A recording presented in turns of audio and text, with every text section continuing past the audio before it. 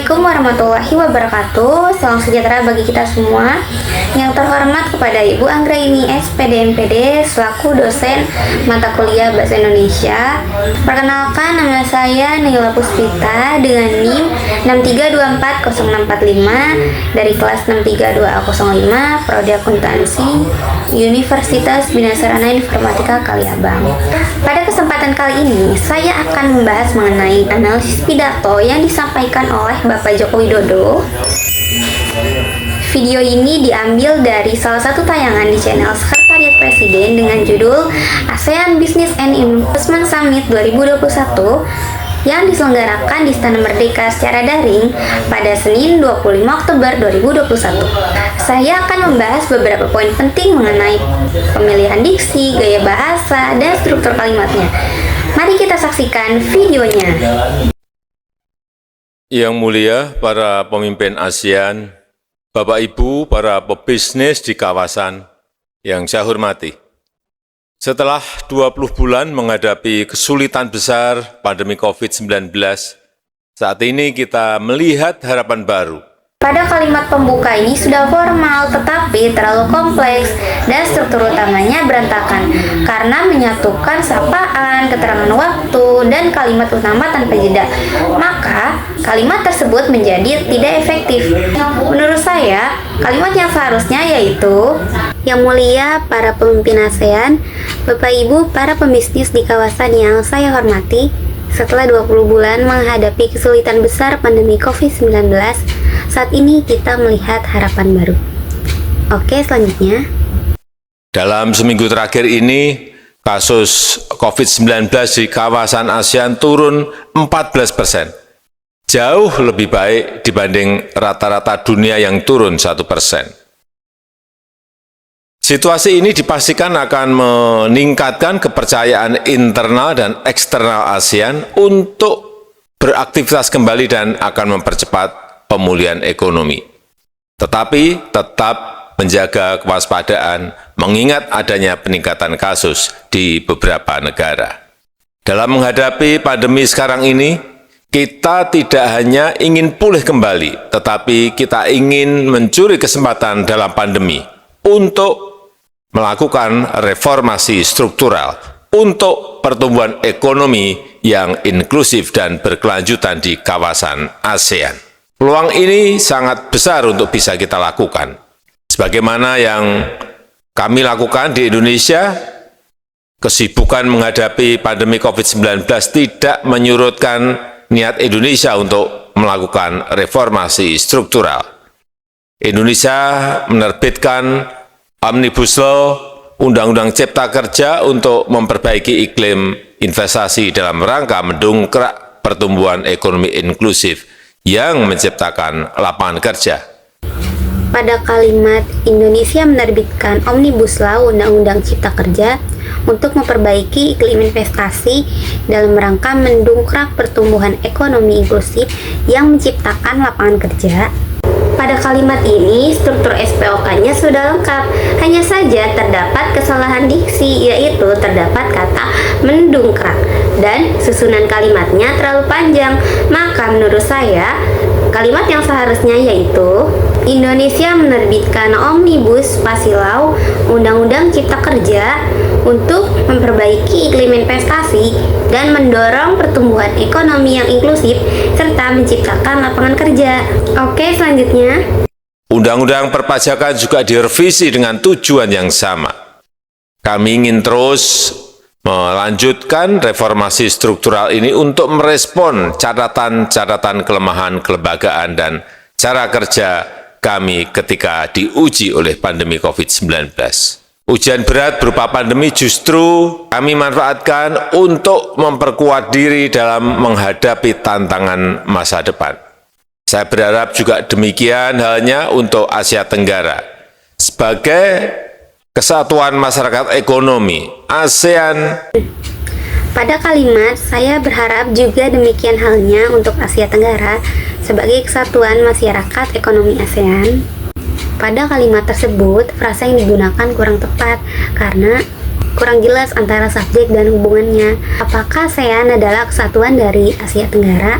Padahal secara fakta, ASEAN memang sudah merupakan organisasi kerjasama negara-negara Asia Tenggara.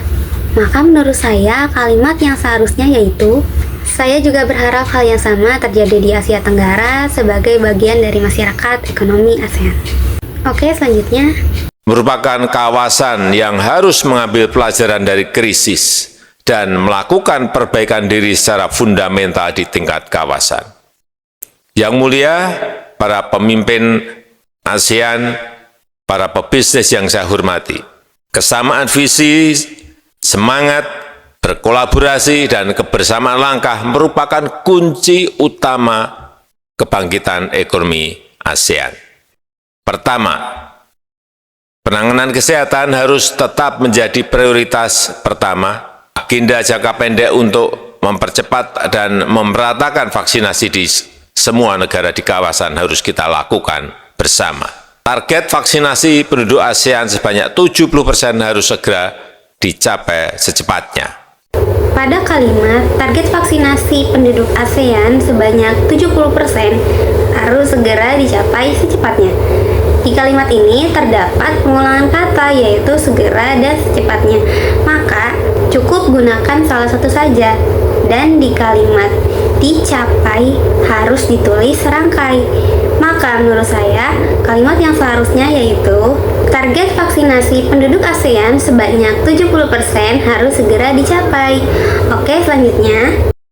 Pemerintah dan pelaku bisnis di kawasan harus bersinergi untuk melakukan aksi bersama. Sedangkan ASEAN dalam jangka menengah perlu membangun protokol krisis kesehatan agar kawasan ASEAN lebih tahan menghadapi krisis kesehatan di masa depan.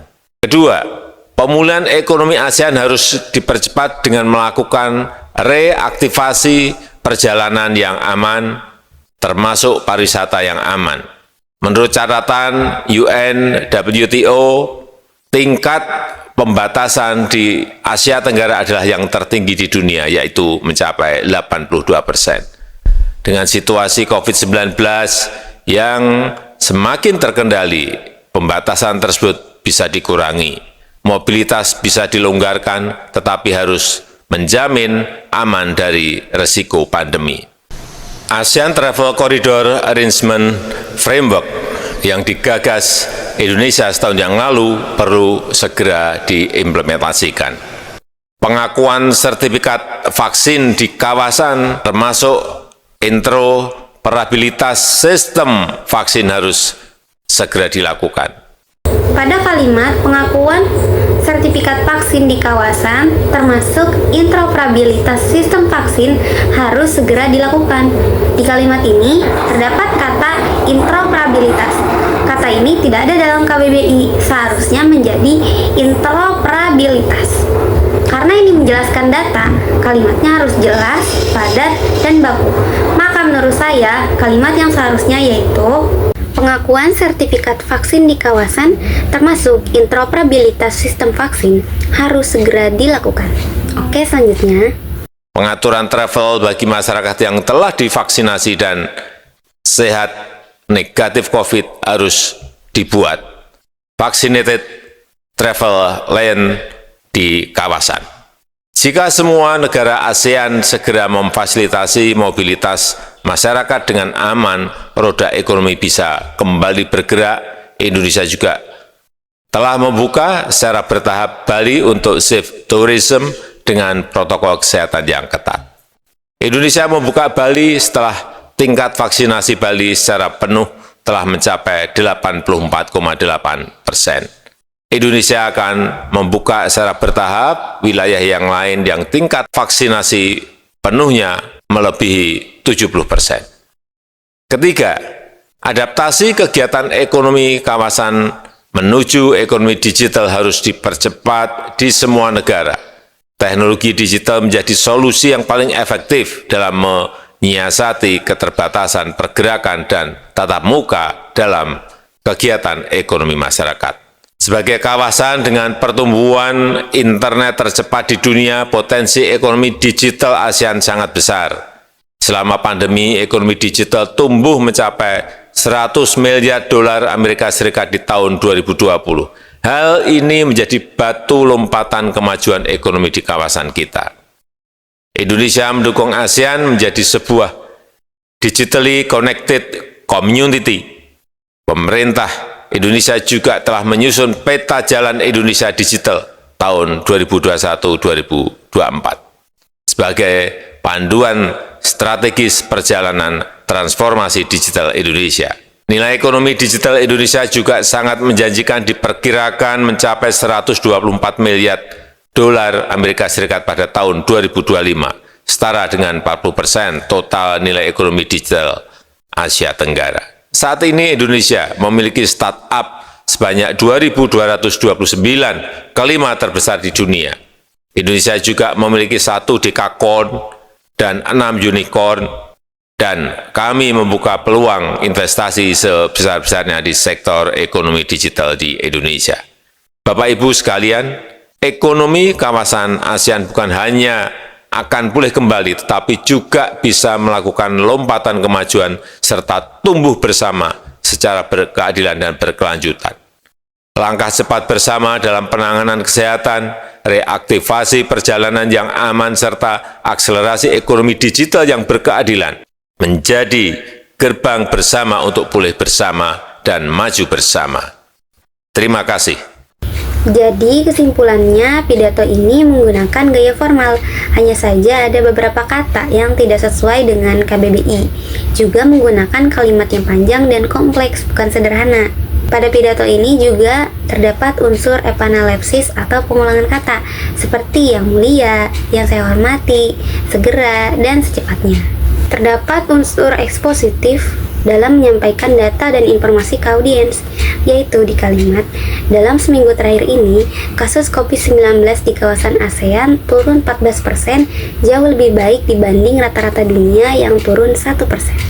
Mungkin itu saja yang dapat saya sampaikan pada analisis pidato kali ini. Mohon maaf apabila ada kesalahan. Terima kasih atas waktunya. Wabillahi taufiq wal hidayah. Wassalamualaikum warahmatullahi wabarakatuh.